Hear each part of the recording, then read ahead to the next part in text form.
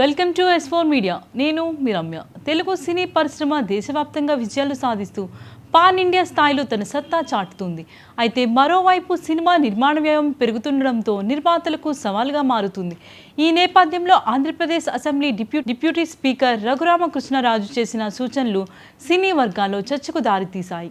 Cinema నిర్మాణ ఖర్చులు పెరగడానికి ఇతర రాష్ట్రాల నుంచి సాంకేతిక నిపుణులు రప్పించాల్సి రావడం కూడా ఒక కారణమని ఆయన అభిప్రాయపడ్డారు.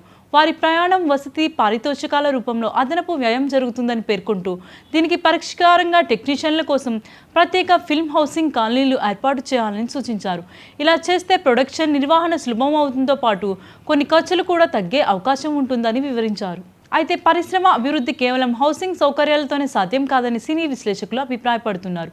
ఆధునిక స్టూడియోలు, విజువల్ ఎఫెక్ట్స్ కేంద్రాలు, పోస్ట్ ప్రొడక్షన్ సదుపాయాలు, అత్యాధునిక చిత్రీకరణ పరికరాలు వంటి మౌలిక వసతులు కూడా అందుబాటులో ఉండాల్సిన అవసరం ఉందని చెబుతున్నారు. ఈ దిశగా ప్రభుత్వం, పరిశ్రమ కలిసి పనిచేస్తే పెట్టుబడులు ఆకర్షించే అవకాశం ఉందని సూచిస్తున్నారు.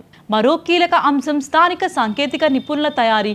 యువతకు ఆధునిక సినిమా సాంకేతికతకు శిక్షణ ఇచ్చి ఉద్యోగ అవకాశాలు కల్పిస్తే ఇతర రాష్ట్రాలపై ఆధారపడే పరిస్థితి తగ్గుతుందని నిపుణులు అభిప్రాయపడుతున్నారు. దీనికోసం పరిశ్రమ అవసరాలకు అనుగుణంగా ప్రత్యేక శిక్షణ కేంద్రాలు, నైపుణ్యాభివృద్ధి కార్యక్రమాలు చేపట్టాల్సిన అవసరం ఉందని సూచిస్తున్నారు. అలాగే ఆంధ్రప్రదేశ్లో సినిమా పరిశ్రమ విస్తరణకు స్పష్టమైన కార్యాచరణ అవసరమనే అభిప్రాయాలు కూడా వినిపిస్తున్నాయి. చిత్రీకరణకు అనుకూలమైన విధానాలు, మౌలిక వసతులు, పెట్టుబడులకు ప్రోత్సాహాలు, సాంకేతిక శిక్షణ వంటి అంశాలపై సమగ్ర ప్రణాళిక రూపొందిస్తే రాష్ట్రంలో సినీ రంగానికే కొత్త అవకాశాలు ఏర్పడే అవకాశం ఉందని విశ్లేషకులు భావిస్తున్నారు. సినీ పరిశ్రమను మరింత బలోపేతం చేయాలంటే ప్రభుత్వం, నిర్మాతలు, సాంకేతిక నిపుణులు పరస్పర సహకారంతో ముందుకు సాగాల్సిన అవసరం ఉందని ఈ చర్చలు స్పష్టం చేస్తున్నాయి.